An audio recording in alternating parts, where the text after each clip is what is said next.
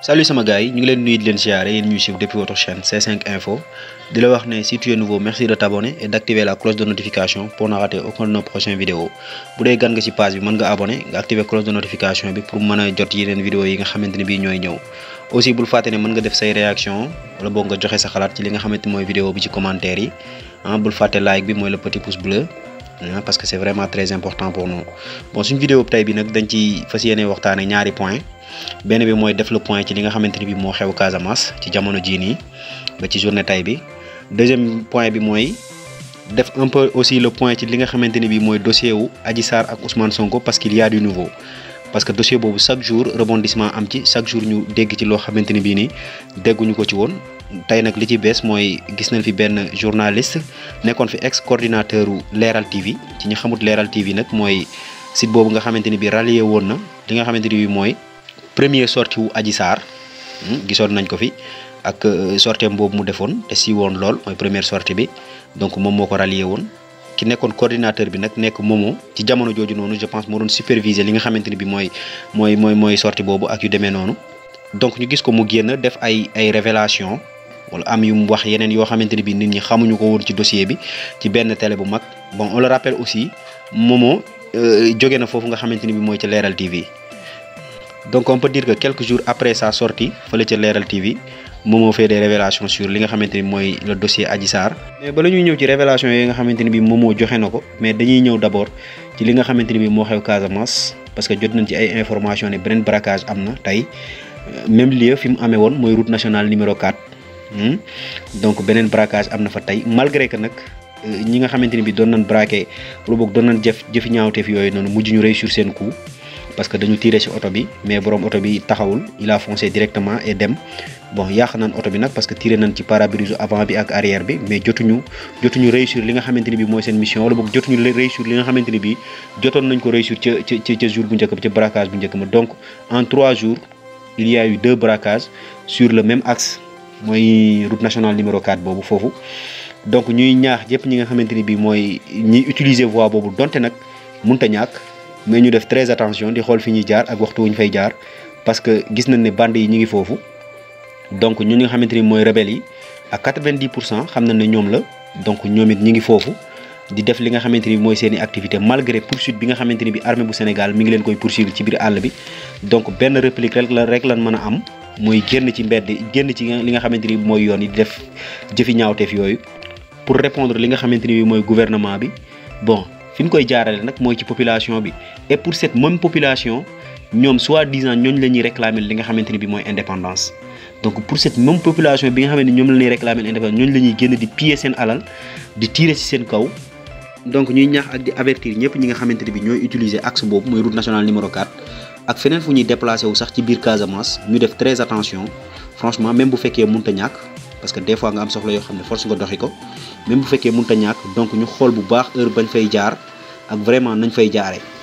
parce que tamit sécuriser foofu noonu ci jamono bii nii du yomb sécuriser ko ba benn problème du fa am xëy na du yomb parce que temps de conflit lañ nekk te am na ay gox yoo xamante ni bi peut-être en temps de conflit duñu am doole pour sécuriser leen parce que pratiquement ñi leen war a sécuriser ñi ngi ci àll bi di rëbb ñooñu nga xamante ni bi ñooy rebelle di rëbb Salif Sadio ak ñooñam donc peut-être duñu am les hommes nécessaires wala boog duñu am les hommes qu'il faut pour installer leen ci fépp foo xamante ni bii nii daana kii ci Casamance parce que bu ñu seetloo bu baax loolu daana am Casamance mais temps yi jàll yëpp fexewoon nañ ba régler situation boobu ba nga xamante ni bii nii gëj nga dégg braquage Casamance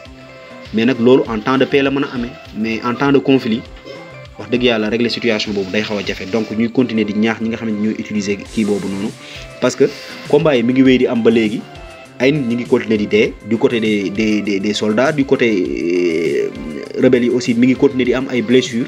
yu grave aussi tamit ñi nga xamante ni bi ñooy réfugiés yi tamit ñi ngi gën di wéy di yokku di wéy di dugg Gambie ñii di mën a dugg Sénégal di dugg Sénégal donc c'est vraiment déplorable ñi ngi ñaanal ñooñu nga xamante ni bi génn nañ ci àdduna yàlla yërëm leen te xare leen àjjana ñi nga xamante ni bi aussi am nañ ci ay gaañu yàlla yëkkati leen te teg loxo ci seen njaboot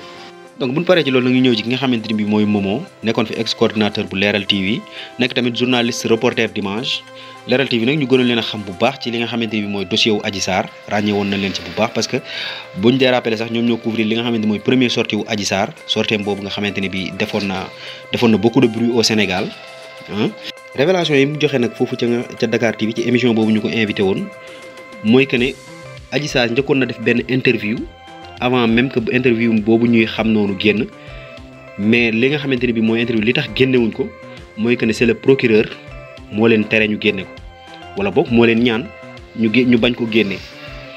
parce que am na ay wax yu garaaw yoo xamante ne bi Adji Sarr waxoon na ko ci interview boobu yoo xamante ne bi wax dëgg yàlla moo gën a garaaw sax li mujjee wax ci dernière interview bi ak interview bi mu mujjee def gravité bi mu am ak révélation yi mu ci def nee na am na carrément ay wax yoo xamante ne bi ci interview bu njëkk ba moo gën a garaaw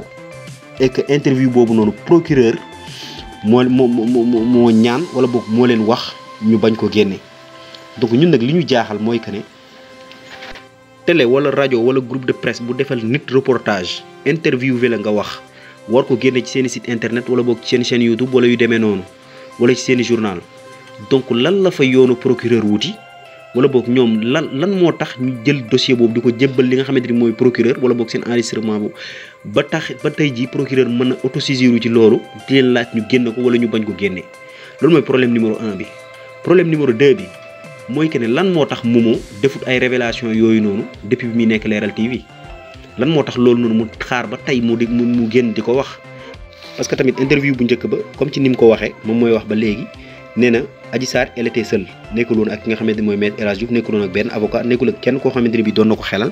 du coup liñ ko doon question yi ñu ko doon posé wala boog li mu doon wax tout simplement moom moo ko doon réfléchir di ko wax moom moo ko doon waxal boppam contrairement à li nga xam ne mooy kii bu mujj bi interview bu mujj bi nga xam ne il y avait maître El Hadji Diouf mu ko doon coaché ci yenn réponses yi bu demee ba wax loo xam ne waruñu ko wax sax mooy loolu da ko naan non du noonu nii la wala boog gis nañ ko ci interview bu mujj bi daal comme ni ngeen ko gisee mu nekk loo xamante ni presque c'est une interview guidée ay question la yoo xamante ni bii nii presque moom mooy wax rek mais ñi koy répondral mooy ay avocat am mais aussi wax na fa aussi tamit ne interview boobu noonu nekkul woon en direct mooy interview bu mujj bi parce que carrément ñoom ba ñuy dem direct lañ programmé woon wax na ne aussi monté nañ seen i bagages defar lépp depuis 16h donc fas yéene jàllale li nga xamante ni bi mooy Adji Sarr en direct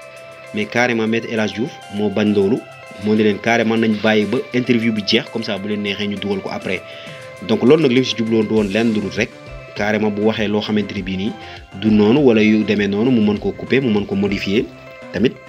mu bañ a jàll parce que direct moom direct la rek mais boo xasee ba def direct moom boo waxee loo xamante ni bi waroo ko waxit xëy na li ñuy mën rek mooy dagg ko foofu te dana fekk ñu bëri danañ jot ci image wala boog ñu bëri danañ jot ci li nga xamante ni bi mooy kàddu yi. donc la grande question à se poser mooy pourquoi procureur de la république di wutal waa Leral TV li nga xam ne mooy reportage bu ñu war a génne wala bu ñu war a génne wax ju ñu war a génne ak ju ñu war a génne ci dossier boo xam ne c'était tellement politisé c'était tellement médiatisé dossier boo xamante ni bii tamit wund na ay représailles yu bëri fii ci réew mi ba ay nit yu bëri mujj ci ñàkk seen bakkan wax dëgg yàlla tey ñu yëg ne am na ay information yoo xamante ni bii naroon na génn mais génnuñu te yu garaaw la woon. mais aussi ci même émission bi démentir na ci ki nga xamante ni mooy Fatoumata Ndiaye Fouta Tampi bon kooku nag dootuñu ko présenté di kenn parce que fan yee jàll rek génnoon na wax ne carrément Adji Sarr war na ko ay dossiers yoo xamante ni bii nii wala boog war na ko ay vidéo yoo xamante ni bii nii bon mën na compromettre ki nga xamante ni mooy Ousmane Sonko ci procès boobu noonu bon moom nag moomu démentir na loolu ba mu set nee na loolu du dëgg parce que moom approché na ki nga xamante ni bii mooy Adji Sarr xam na bu baax Adji Sarr approché na ko te xam na aussi que ne loolu Fatoumata Ndiaye Fouta Tampi di wax du dëgg ce n'est pas vrai da koo démentir catégoriquement bon xamuñu lu tax nag mais ñun nag ci logique bi ñu ko teg rek mooy que ne Adji Sarr moom amul droit di prononcé wu ci dossier bi nu mu ko neexee ak ku mu ko neexee parce que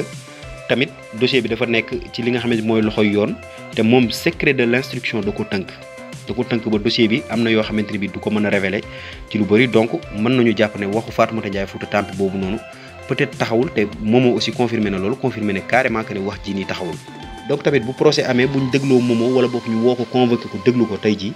wax dëgg yàlla bu mu bett kenn parce que révélation yooyu mu def peut-être moom xam na loo xamante ni bii nii am na ñu bëri ñu nekk ci réew mi ñoo xam ne xamuñu ko am na ñoo xamante ni bii sax ñu ngi liggéey ci dossier bi xëy na te xamuñu yooyu noonu xamuñu yenn révélation yoo xamante ni bii parce que interview bi tamit biñ koy def ñoom ñoo fa newoon ak seeni caméraman ñoom kese. Donc am na lu mu wax lu Adji Sarr wax xëy na wala boog lu ñu xam ci Adji Sarr loo xamante ni bii peut-être keneen xamu ko. Donc buñ dàq ne danañ gis kooku di Momo buñ ubbi waatee dossier bi te